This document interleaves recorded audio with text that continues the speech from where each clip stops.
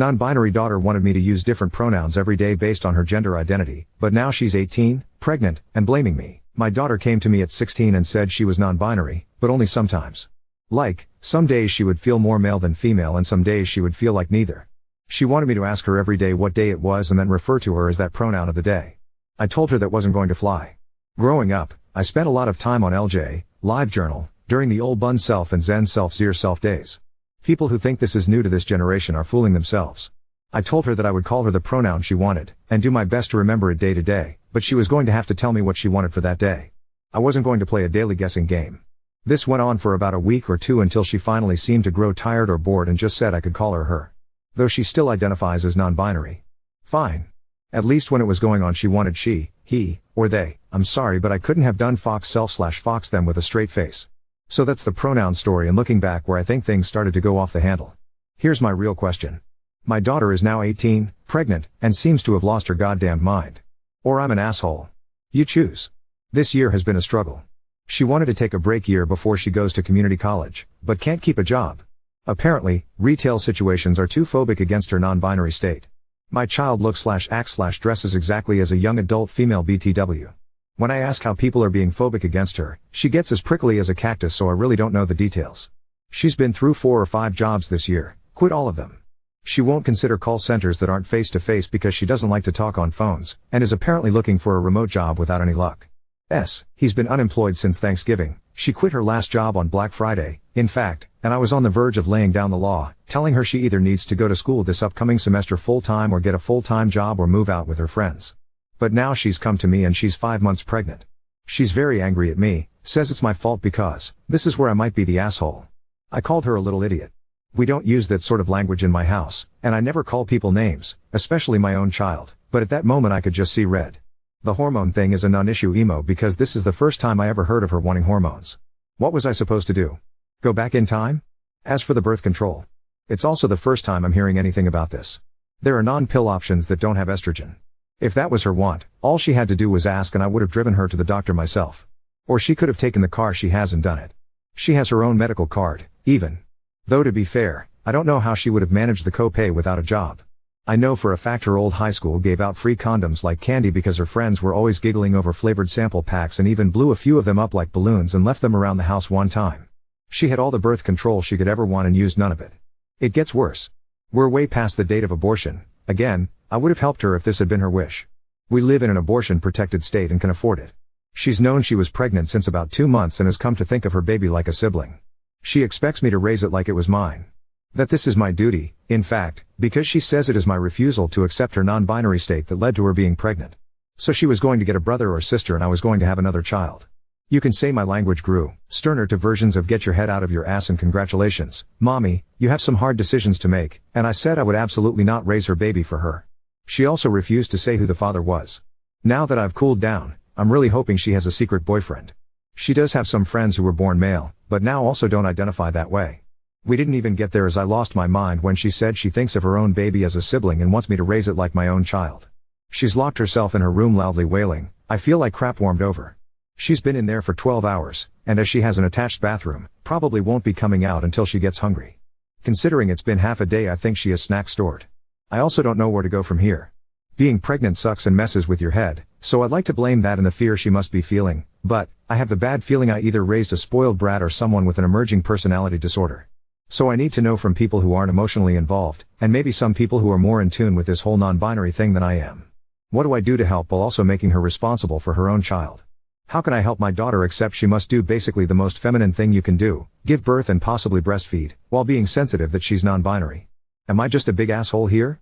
Typing all this out it feels like my daughter is lost in crazy town. I'm still not raising her baby but at what point do I drag a legal adult to the hospital? Edit, you might disagree with my choices or wording, but I'm reporting people who call this bait. It's not. Edit 2, it's the middle of the night and she has decided to pack some of her clothes and stay with one of her friends. One who I suspect is the baby daddy. Before she left she told me that she already called the police and let them know that she was leaving of her own free will and was not in danger. Like I was going to report an 18-year-old adult as a runaway or something? It was insulting. I told her she needs to work out details if she wants to adopt with the father, and she was welcome back home when she had a plan in place. It was short because I heard her on the way out. I think she just meant to leave without saying anything. Thank you for your kind comments and advice, Reddit. I'm going to sleep. NTA. I hate to say this, but I sincerely hope Op's daughter chooses to give up this baby for adoption, because she's a confused hot-ass mess.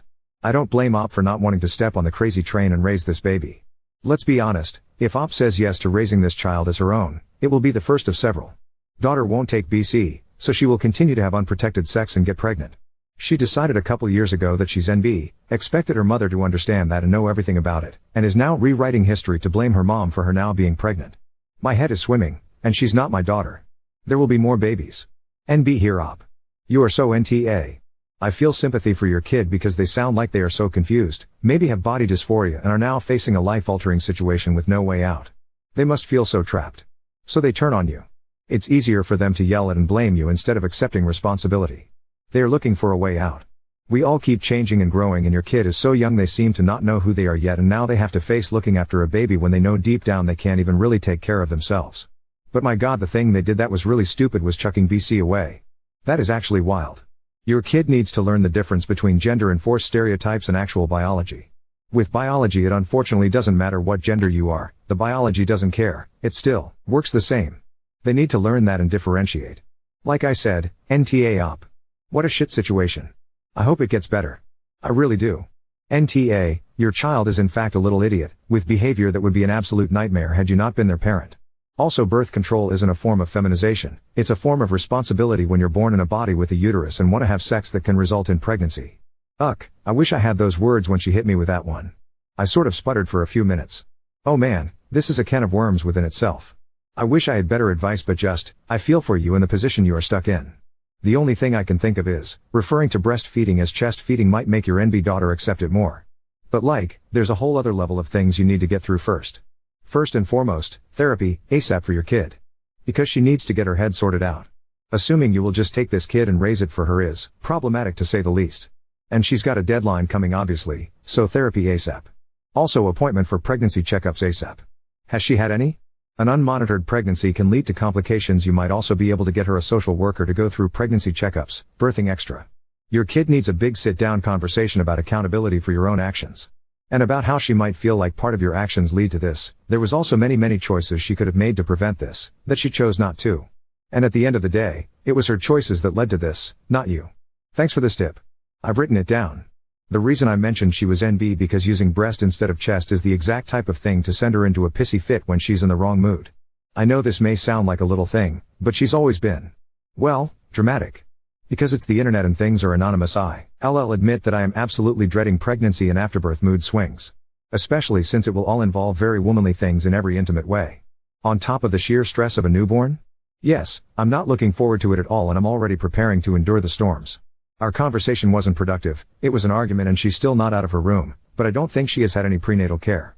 That will change if I have anything to do with it. Thanks again. Yes. My worry and regret have so many places to go, and a big part of it is for the baby. This has been a bad day. Frown. Oh, believe you me, I have been kicking myself up and down on top of everything else. I don't know how she got to this point, but she's there now. I wish I did have that time travel machine she clearly expects me to have. I'm on the fence. If she acted at all like she didn't have a gender, I believe that's what NB is, then I could take it more seriously. But she dresses as a woman. She puts on makeup, wears dresses during the summer, enjoys feminine things. We watch horse videos on YouTube and squeal over the new foal videos. She's never been a tomboy, even. But I was like, okay, this isn't hurting her. I'll let her have this and express herself. Maybe it'll turn into something, maybe it won't. And after the first few weeks, she even dropped changing pronouns every day. Her mentioning being NB faded and then started up hard again when high school ended and she started working retail. I'd try to be understanding. Retail is hell, and I'd personally only work it again if I was at my last resort. But recently it does seem to be an excuse not to work. And now she has a baby on the way. This may not be the place for it, but I'm just worried she's regressing to a more childlike state.